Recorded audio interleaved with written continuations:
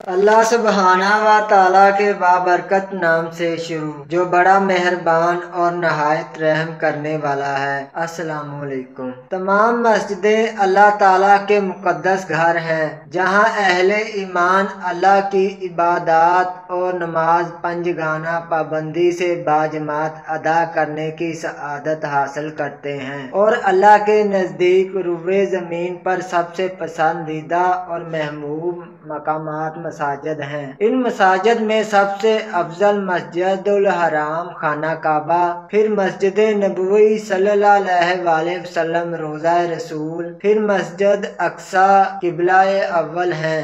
خانہ کعبہ زمین پر اللہ کی عبادت کے لیے تعمیر کیا جانے والا پہلا گھر یا پہلی مسجد ہے، اور مسجد نبوی انبیاء کرام کے ہاتھوں تعمیر کی جانے والی آخری مقدس مسجد ہے۔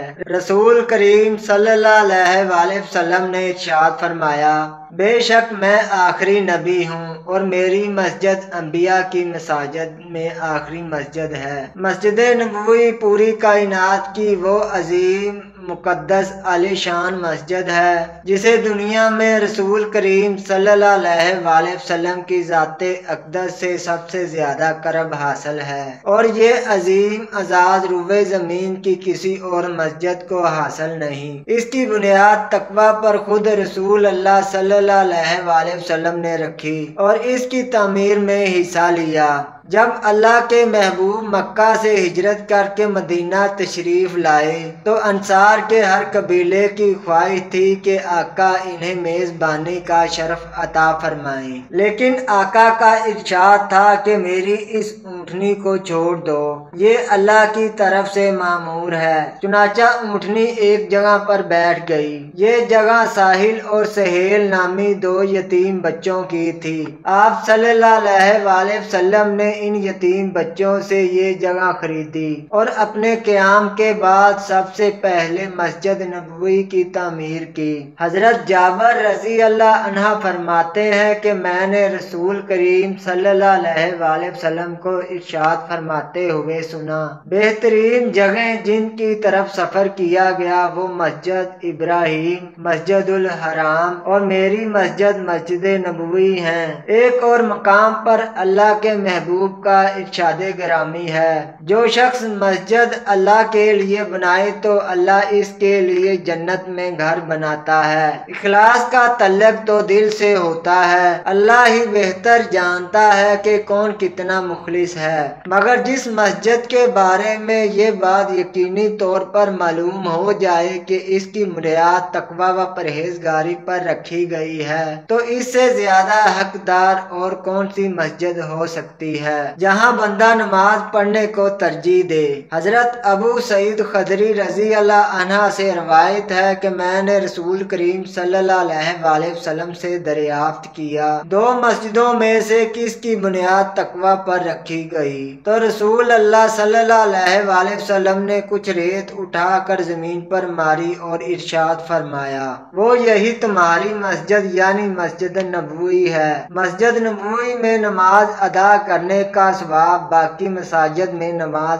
ادا کرنے سے کئی گنا اور بے حد زیادہ ہے۔ اس سلسلے میں صحیح ترین روایات میں سے جو بات معلوم ہوتی ہے وہ یہ ہے کہ مسجد نبوی میں ایک نماز ادا کرنے کا ثواب دیگر مساجد کے مقابلے میں 1000 گنا زیادہ ہے، سوائے مسجد الحرام کے، اور مسجد الحرام میں نماز ادا کرنے کا ثواب مسجد نبوی سے 100 گنا زیادہ ہے۔ مسجد نبوی کے علاوہ دیگر مساجد کے مقابلے میں 1,00,000 گنا زیادہ ہے۔ حضرت ابو ہریرہ رضی اللہ عنہ سے روایت ہے کہ رسول اللہ صلی اللہ علیہ وآلہ وسلم نے فرمایا، میری اس مسجد میں نماز پڑھنا دیگر مساجد میں نماز پڑھنے سے 1000 گنا زیادہ ہے، سوائے مسجد الحرام کے۔ چنانچہ حضرت ابو ذر رضی اللہ عنہ فرماتے ہیں، ایک مرتبہ رسول اللہ صلی اللہ अलैहि वसल्लम की मौजूदगी में हम लोग ये गुफ्तगू कर रहे थे